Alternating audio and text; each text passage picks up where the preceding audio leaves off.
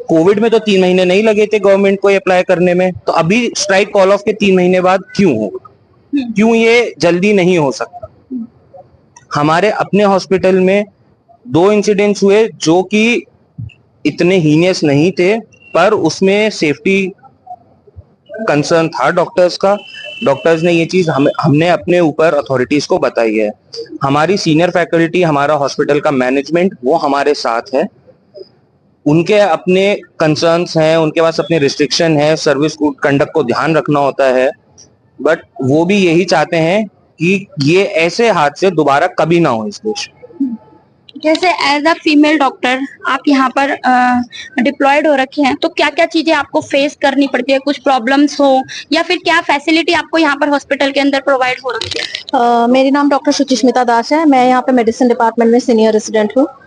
Day to day basis में casualty में, ward में, ओपीडी में पेशेंट्स आके अब्यूज करना या फिर अपने ऊपर चढ़ाव होना, गाली गलौज करना, ये तो होता ही है। It is not normal but होता है, और हम ये चीज सहते हैं। इसका मतलब ये नहीं है वो सही है, बिकॉज हमने एज अ डॉक्टर ओथ लिया है सर्विस का, तो हम सर्विस देते रहते हैं उसके बावजूद भी।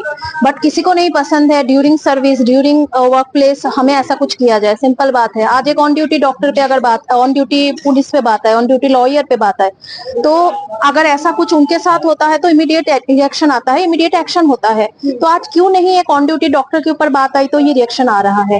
And not only on duty doctor, it's a female matter also.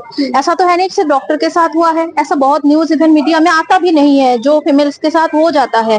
तो वो सारा भी बंद होना जरूरी है। और ये आज का नारा तो है नहीं, कितने दिनों से ये चल रहा है, तो क्यों आज उसके ऊपर कोई स्टेप्स नहीं लिया जा रहा है? डॉक्टर कभी प्रोटेस्ट नहीं करता। बाई बर्थ बोल सकते हैं, या हम पढ़ाई के दौरान भी ये कभी नहीं सीखा है कि आके हमें मारपीट करना है, आके हमें लोगों का टांग तोड़ना है, हमें गाली गलौज करना है। हमने सीखा है जान बचाना। आज हमें क्यों ग्राउंड पे उतर के ऐसे करना पड़ रहा है? ये तो सही बात नहीं है ना। तो उस चीज को लेके बिल्कुल इन लोगों को सोचना चाहिए, गवर्नमेंट को सोचना चाहिए कि हमारा प्रोटेक्शन का कुछ करे, हमारा सेफ्टी का कुछ करे। क्यों सीसीटीवी कैमरा हर जगह पे अवेलेबल नहीं है? क्यों प्रॉपर पुलिस के गार्ड नहीं रहते? हमारे हॉस्पिटल्स में हो, बाकी के गवर्नमेंट हॉस्पिटल्स में हो, जो गार्ड्स रहते हैं वो एजेड है। एंड ऑल्सो जब भी कोई प्रॉब्लम होता है वो गार्ड्स कभी सामने आते ही नहीं है, क्योंकि उनको भी अपने जान की पड़ी रहती है। क्यों आर्म फोर्सेस नहीं रहता? एयरपोर्ट में सिक्योरिटी दिया जाता है ना, वो भी सर्विस दे रहे हैं, उनको भी सिक्योरिटी दिया जा रहा है, तो हम भी यहाँ पे सर्विस दे रहे हैं, हम तो जान बचा रहे हैं, तो हमें क्यों नहीं वो सिक्योरिटी दिया जाता कि हमारा जान बना रहे?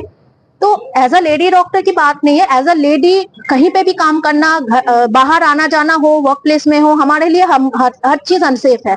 हमें आज भी ये सुनना पड़ता है कि जल्दी आ जाना, 7 बजे से पहले घर आ जाना, बार बार कॉल करना। क्यों? आज लड़कों को तो ये नहीं सुनना पड़ता, पहली बात है। दूसरी बात वर्क प्लेस की बात आती है। वर्क प्लेस में क्या लड़का क्या लड़की, खास करके हमारे मेडिकल सेक्टर में हर किसी को अब्यूज होना पड़ता है। लड़कों को फिजिकली अब्यूज किया जाता है, मारपीट किया जाता है, उनका जान जाता है, वो फिजिकली डिसेबल्ड हो जाते हैं। और लड़कियों के केस में एक extreme level that is rape, वो तक होता है। एंड नॉट ओनली रेप, तुम उस इंसान के डिग्निटी के साथ खेले हो, डेथ के बाद तुमने रेप किया है, इट्स अनफॉरगिवेबल।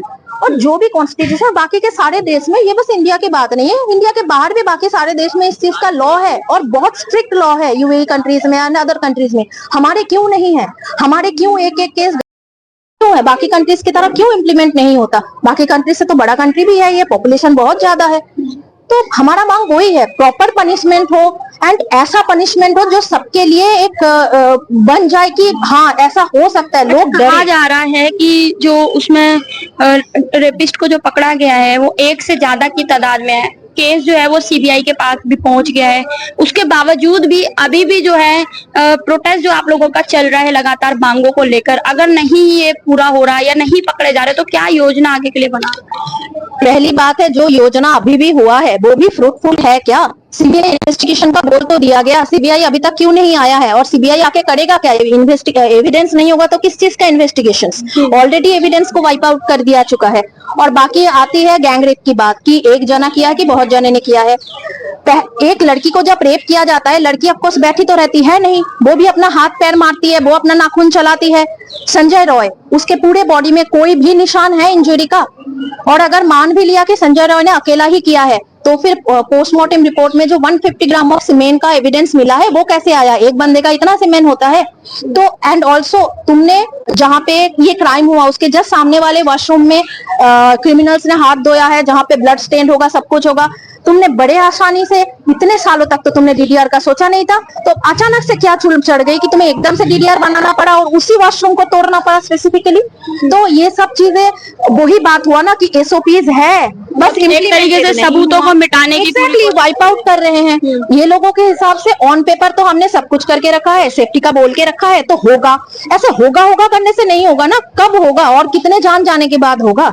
अच्छा, तमाम अगर हम बात करें फैसिलिटी को लेकर, तो हॉस्पिटल में आज आप प्रोटेस्ट पर उतर कर आए हैं, ओपीडी जो है वो बंद है, तो क्या फैसिलिटी आपके, अगर हम सीनियर अधिकारियों से बात करना चाहें तो साफ तौर पर उन्होंने बताया बात करके हमें कि भाई यहाँ पर जो है इस तरह का कोई इंसिडेंट नहीं होता, सिक्योरिटी बहुत अच्छी है, हॉस्पिटल की सुविधाएं उन्होंने अच्छी बताई है। तो अगर हम बात करें धरातल पर, तो आप लोग उसे फेस करते हो, क्या तक ये बात सच्ची है? देखो, हमारा साइड में हॉस्पिटल में सारे मोस्ट ऑफ द सुविधा है, बट सिक्योरिटी पर्सनल्स बहुत कम है। और सम ऑफ द वार्ड्स में कुछ घंटे के लिए सिक्योरिटी पर्सनल नहीं होते हैं, और most of the security personnels सारे एल्डर्स हैं, सो उनको भी खुद का बचाना पड़ता है। और दूसरा है, किसी पेशेंट में आके ओपीडी में आके धमकी देके जा रहे हैं। हम पे एक इंसिडेंट भी हुआ था हमारे हॉस्पिटल में, हमारे ऑफ्थल्मोलॉजी डिपार्टमेंट हुआ था। सो वहां पे एक पेशेंट धमकी दे रहे हैं लेडी डॉक्टर को, आपको पता है डॉक्टर को भी रेप होता है। सो ऐसा धमकी देने वाले बहुत सारे हैं। सो उसके लिए हम इस प्रोटेस्ट में एक और डिमांड हम कर रहे हैं, central protection act for health care workers, वो तुरंत इम्प्लीमेंट करते हैं। Thank you. घटना जो है वो घटित तो हो चुकी है, और उसको लेकर अगर हम बात करें प्रोटेस्ट की, तो प्रोटेस्ट भी डॉक्टरों का लगातार जारी है। अपनी मांगे उन्होंने निकालकर सरकार के सामने रखी है, सुरक्षा को लेकर कि जहां पर खुलेआम उन्हें धमकी दी जाती है लोगों के द्वारा, जो है जिस तरीके से उनके साथ में दुर्व्यवहार भी यहाँ तक कि लोग करने के लिए उतर कर सामने आ जाते हैं। और वही सिक्योरिटी की अगर बात करी जाए, तो जो सिक्योरिटी गार्ड है जो उनके साथ में अवेलेबल रहते हैं, वो कहीं ना कहीं बुजुर्ग बताए जाते हैं, जिस वजह से जो है वो खुद अपनी जान बचाने के लिए डॉक्टरों का समर्थन करते हुए नजर नहीं आते हैं। ऐसे में बड़ा सवाल जो सिक्योरिटी को लेकर अपना प्रोटेस्ट करने के लिए यहाँ पर तमाम डॉक्टर मौजूद हुए हैं, वो देखने वाली बात ये होगी कि सरकार कितनी जल्दी जो है इनकी मांगों को पूरा करती हुई दिखाई देने वाली है। दिल्ली की आवाज से मोनिका शर्मा की खबर, दिल्ली।